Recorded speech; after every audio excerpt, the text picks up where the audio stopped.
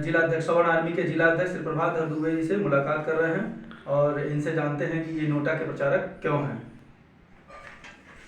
जी गुड्डू जी, आपका बहुत बहुत धन्यवाद कि आप आज हमसे मिलने यहाँ हमारे आवास पे और कार्यालय पे पहुँचे। मैं बताना चाहता हूँ कि हमारे समाज के लोगों के लिए एक बहुत बड़ी आवश्यकता हो गई है नोटा, क्योंकि हम आपको क्लियर बता दें कि हम सवर्ण समाज के लोग कि एक मुख्य पार्टी के हम वोटर रहे, हम वोटर भी रहे, लेकिन हमारे समाज की बहुत ज़्यादा दुर्दशा हो गई। हम किसी और की तरफ जा नहीं सकते, इसलिए अपने समाज की तकलीफों को देखते हुए हम जब कोई भी पार्टी हमारे लोगों के लिए विचारधारा नहीं रखती है, हमारे लोगों के लिए कोई व्यवस्था नहीं बनाती है, और जब समय आता है वोट लेने का तो लोग कहते हैं हिंदू हिंदू हिंदू देखिए, और जब समय खत्म हो जाता है तो हम ब्राह्मण क्षत्रिय पंडित ठाकुर बनिया लाला हो जाते हैं। तब फिर हमारी कैटेगरी सवर्णों में आती है। लोग सवर्णों के नाम पे सवर्णों को गाली देकर के नेता बनना चाहते हैं जी। और हमको एक व्यवस्था चाहिए। हम सरकार का विरोध, हम विरोध किसका करेंगे? हमारी मांगों को पूरा कौन करेगा? आपकी मांगे क्या है? आप सरकार से क्या मांग करते हैं नोटा के माध्यम से?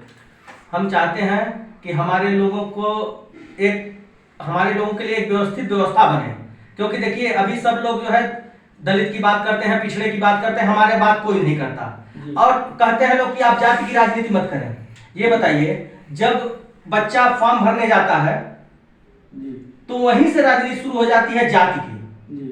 हम जब काउंटर पे जाते हैं तो फॉर्म भरा जाता है तो वहां कहा जाता है भैया ये 80 का फॉर्म है तो 50 रुपए का मिलेगा, हमारे लोगों को फॉर्म 1000 रुपए का मिलेगा। नहीं, इसके लिए तो सरकार आप लोगों की भी व्यवस्था की है, जो 10% आरक्षण आपको भी दिया जा रहा है। आप बताइए, जो 10% आरक्षण दिया गया, बहुत बढ़िया सवाल आपने किया। जो 10% आरक्षण दिया गया उसमें वो फैसिलिटी कहाँ हमको दी गई? आप बताइए, हमको आयु में छूट कहाँ मिली? हमारे लोग 22 साल में बूढ़े हो जाएंगे, अब बाकी 45 साल में डीजे पे डांस करेंगे। अब बताइए। और ऐसा है, सरकार तो कहती है कि ये लोग कहाँ जाएंगे, इनका सहारा हमारे अलावा कौन है? तो क्या ये सत्य है या झूठ सरकार करती है? देखिए, जैसे हो गया कि हम कहाँ जाएंगे, तो जब बताइए हमारे लिए कोई व्यवस्था नहीं है तो केवल हम वोट देने के लिए बैठे हैं। हम वोट क्यों करें? हम किसी राजनीतिक पार्टियों को वोट क्यों करें? ये सबसे महत्वपूर्ण सवाल है कि हम इनको वोट क्यों करें अगर हमारे लिए कोई व्यवस्था नहीं बना सकते। ठीक है, आप कहते हैं कि हम सबको एक धारणा में लेकर आएंगे, एक सूत्र में बांधेंगे, लेकिन जब भेदभाव यहीं से शुरू हो जाता है हमारे साथ जी। बताइए, अगर हम अपने आप को कहें कि हम बहुत बड़े हैं, हम ब्राह्मण जाति में जन्म लिए, हम सर्वश्रेष्ठ जाति में जन्म लिए, तब आप कहेंगे कि आप जाति की राजनीति कर रहे हैं? आप कैसे बड़े हो गए? आप बताइए, अगर हम कहीं किसी दावत में जाते हैं और किसी के साथ बैठ करके भोजन करते हैं तो हम उसकी जात पूछते हैं? नहीं पूछते हैं, हम उसकी जाति नहीं पूछते। हम किसी भाई के साथ जाते हैं तो हम उसकी जाति नहीं पूछते, लेकिन जब हम कॉलेज में दाखिला लेने जाते हैं तो तुरंत वहीं से जाति प्रमाण पत्र का खेल शुरू हो जाता है।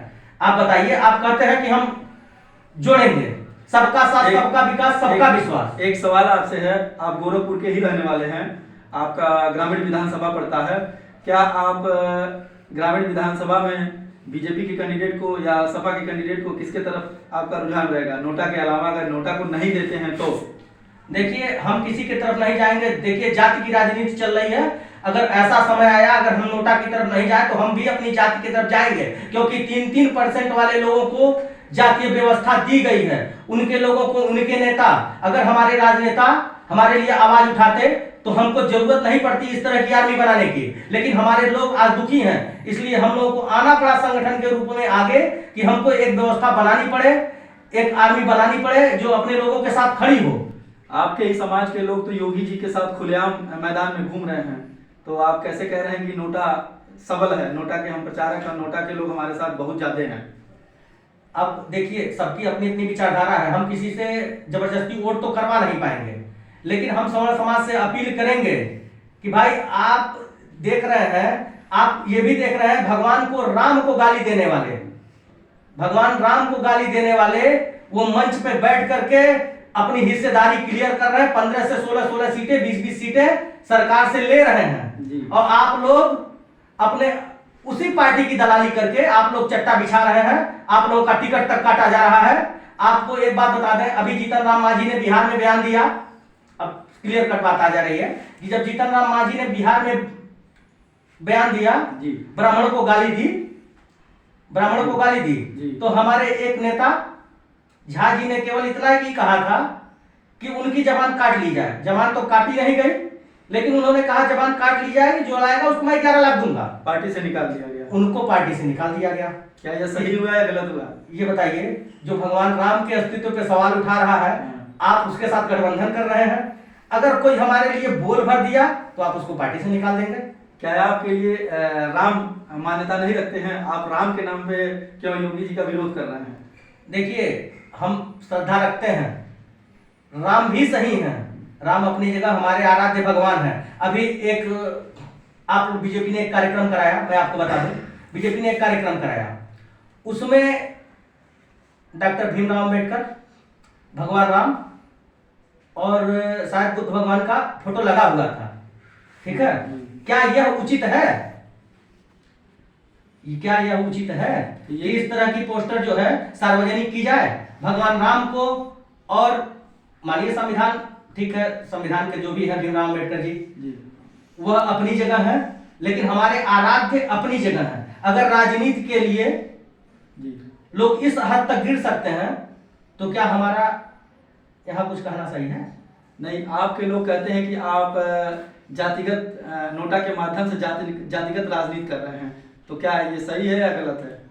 भैया, जातिगत राजनीति हम कहाँ कर रहे हैं? जब कोई हमारी बात करता, कोई भी राजनीतिक पार्टी, जितने भी राजनीतिक पार्टियां हैं, वो जाति के आधार पर, कोई अपनी जात को लेकर के जो है पार्टी छोड़ रहा है, कोई जाति को लेकर के दूसरी पार्टी में जा रहा है, कोई कहता है सबका साथ सबका विश्वास। तो हमारी जगह कहाँ है, ये तो बताएं। आपके संगठन की पूर्ण रूप से मांगे क्या है सरकार से, जो मांगे पूरी नहीं कर रही हैं? जैसे हमारा मानना यह है कि देखिए, हमारा मानना यह है कि आरक्षण जिसको लेकर के कहा गया कि 10% आरक्षण दिया गया, 10% आरक्षण दिया गया, अब आरक्षण को खत्म करने की जरूरत है, न कि आरक्षण बढ़ाने की जरूरत है। अगर आरक्षण बढ़ा रहे हैं, आप सही दिशा में कह रहे हैं आरक्षण, कि आरक्षण दिया जा रहा है। देखिए, जो गरीबों की बात है, 70 साल हो गए, 70 साल में गरीब अब भी गरीब है, 70 साल में, और वो मलाई कौन काट रहा है? जो गरीब दलित हैं उनको कोई व्यवस्था नहीं मिल पा रही है। दलितों में जो क्रिमिनल है वो व्यवस्था ले रहे हैं। भैया, ये बताइए कि यहाँ राजनीति जब पार्टियां आती हैं तो एक ही परिवार के लोग पुस्त दर पुस्त उसी पोस्ट पे काबिज हैं। अगर विधायक है तो विधायक से विधायक सांसद होता चला जा रहा है। आप बताइए, क्या उस ग्राम सभा में कोई और दलित नहीं है जिसका विकास किया जाए? आप विकास सही मायने में अगर कर रहे हैं तो आप विकास करिए, और आप विकास के नाम पे आप कहेंगे। देखिए, कुछ ऐसी जगह है जहां आरक्षण का दुरुपयोग हो रहा है। आप बताइए, आप 0 नंबर वाले को लेकर मास्टर बनाएंगे, वो क्या पढ़ाएगा भैया? वो क्या जानकारी देगा? आप तो नेता हैं, आपके बच्चे जो है अब्रॉड में पढ़ेंगे, आपको यहाँ तो पढ़ाना नहीं है। ठीक है, आप डॉक्टर बनाएंगे, इलाज करवाएंगे, आप इलाज कराइए तो हमको बताइए कि ये व्यवस्था सही है। आप इलाज अगर आकर के हॉस्पिटल में इलाज कराइए, आप आरक्षण वाला क्या डॉक्टर बनेगा, आरक्षण वाला क्या मास्टर बनेगा, वो क्या शिक्षा देगा? आप ऐसी जगहों पे इन गलत नीतियों को ला देंगे तो उसका विरोध, हमारा विरोध जो है जातीय से नहीं है, हमारा विरोध जो है शासन प्रशासन से है। अगर मानिए कल सत्ता में जो है मायावती आकर के बैठेंगी तो हमारा विरोध उनसे भी रहेगा, हमारी मांगे उनसे भी वही रहेंगी कि हमारे लिए एक आयोग का गठन किया जाए। क्या सवर्णों के लिए एक आयोग नहीं होना चाहिए? हमारे लिए कोई बात रखने की जगह नहीं होनी चाहिए? और एक चीज और बता दें, हम नोटा की तरफ क्यों गए? हमारे पास कोई अन्य व्यवस्था विकल्प नहीं बचा था, क्योंकि भैया सभी पार्टियां एक ही जैसे हैं, सबका उद्देश्य एक ही है, सत्ता प्राप्ति। वह जाति के नाम पे लोगों को लड़ाते हैं, वो जाति के नाम पे। और जब सब जाति सभी लोग अपने लिए व्यवस्था बना रहे हैं तो हम लोग अगर अपने लिए व्यवस्था बना रहे हैं तो गलत है। हमारे अलावा जो है दलितों की भी आर्मी बनी हुई है, पिछड़ों के लिए भी, और सबसे बड़ी बात है सबके लिए सरकार ने आयोग दे रखा है, हमारे लिए एक सवर्ण आयोग तक नहीं है। एक सवाल आपसे और है कि क्या आपके नोटा से आपका हिंदुत्व तो खतरे में तो नहीं आ जाएगा? आपके ही लोग कह रहे हैं कि नोटा दबाने से हमारा हिंदुत्व तो खतरे में आ जाएगा, तो कहीं ऐसा तो नहीं है? भैया, अगर देखिए, हम ये कह रहे हैं, अगर हमारे नोटा दबाने से हिंदुत्व तो खतरे में आ जाए तो ये अपने पार्टियों में से मुसलमानों को निकाल दें। क्या ये संभव है? जब मुगल थे तब तो हिंदुत्व खतरे में ही नहीं आया, जब मुगल थे, मुगल शासक थे, तब तो हिंदुत्व खतरे में ही नहीं आया। तो अब तो हिंदुस्तान में हिंदू मुसलमान सभी हैं, वो कहाँ जाएंगे देश से? आप ये कह रहे हैं कि अगर ऐसी बात है तो अपने मैनिफेस्टो में ये लोग घोषित करें कि मैं हिंदू राष्ट्र घोषित कर दूंगा। अपने मैनिफेस्टो में इसको क्लियर करें कि मैं हिंदू राष्ट्र घोषित कर दूंगा। ये वो करेंगे नहीं। ये पिछड़ों की बात छोड़ दीजिए, अल्पसंख्यकों को फंड तक जारी करते हैं, मौलवियों को ये तनख्वाह पेंशन तक देते हैं। आप बताइए। अच्छा ये बताइए, आपका मोहल्ला भी तो यहीं पे है, मुस्लिम बस्ती में भी है, हिंदू में भी है, तो क्या यहाँ पे आपका विरोध करते हैं मुसलमान यहाँ पे? हमारा कोई विरोधी नहीं है यहाँ पे, हमारे मुसलमान भी हैं यहाँ पे। हम बार बार यही कह रहे हैं कि मुसलमान जो है और हिंदू, ठीक है, वो देश से खत्म नहीं होंगे।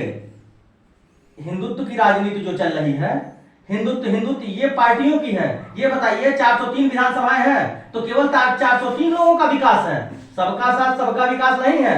ये केवल 403 लोगों का विकास है। उसको छोड़ करके अगर कहा जाए कि दूसरे का विकास है तो दूसरे का विकास नहीं है। और हिंदू मुसलमान कह करके अगर लड़ाया जा रहा है तो ये हम बता दें, जब मुगल थे, फिर दोबारा इस बात को कह रहे हैं, जब मुगल शासक थे तब तो हिंदुत्व खतरे में नहीं आया, हिंदुत्व खत्म नहीं हुआ। तो अब हिंदुत्व को कौन खत्म करेगा? अब यहां हिंदुओं की संख्या बहुत ज्यादा है। अब जागरूक भी लोग हैं, पढ़े लिखे हैं, तो जात की राजनीति जब कहते हैं कि हम जात की राजनीति नहीं करते, हम सबकी राजनीति करते हैं, हम सबकी राजनीति करते हैं, तो कहां से आ गई बात?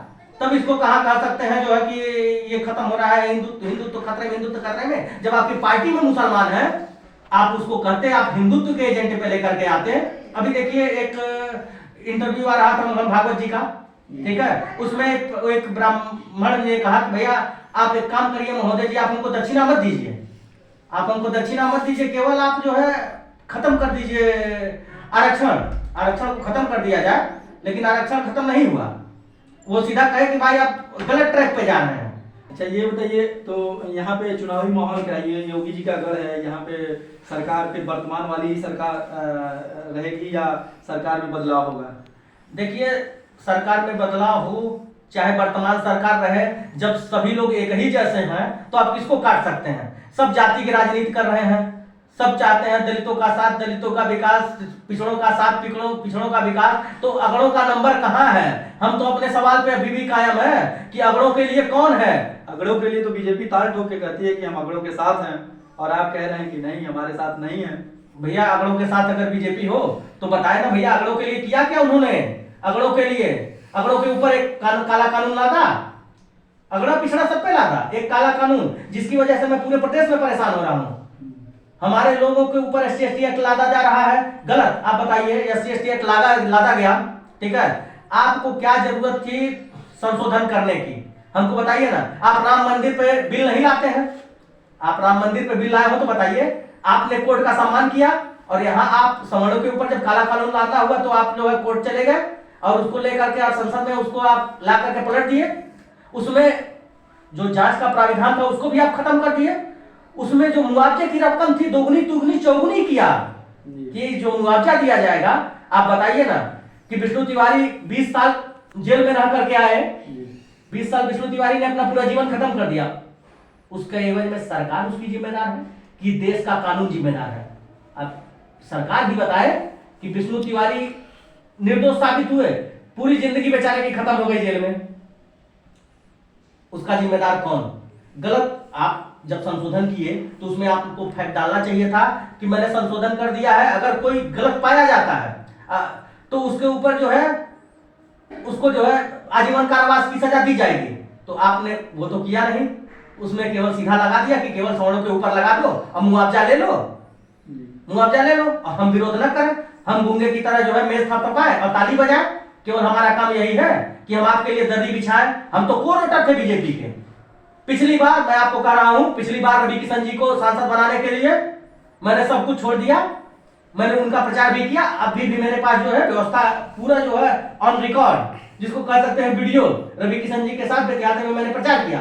मैंने कहा, अपने लोगों से भी कहा कि भाई चलिए रवि किशन जी को वोट दे दीजिए, ठीक। लेकिन आपके लोग जब मंच पे चढ़ करके जाति की बात करते हैं, देश का प्रधानमंत्री जाति की बात करता है और कहता है मेरे जीते जी आरक्षण खत्म नहीं होगा। माननीय अमित शाह जी कहते हैं कि मेरे रहते हुए आरक्षण खत्म नहीं होगा। तो भैया हम अपनी लड़ाई भी न लड़े। आप बताइए, हम अपने लिए लड़ाई भी न लड़े, हम मांग करके जो है ऐसे ही पड़े रहे, हम किसी से कुछ ना मांगे, केवल हम इनके लिए लाइन लगा करके वोट करें और दरी बिछाएं इनके लिए जिंदाबाद मुर्दाबाद के नारे लगाएं? क्यों लगाएं? आप बताइए, हम क्यों लगाएं? मेट्रो न्यूज इंडिया से पंचानन पांडे गुड्डू कैमरा पर्सन के साथ।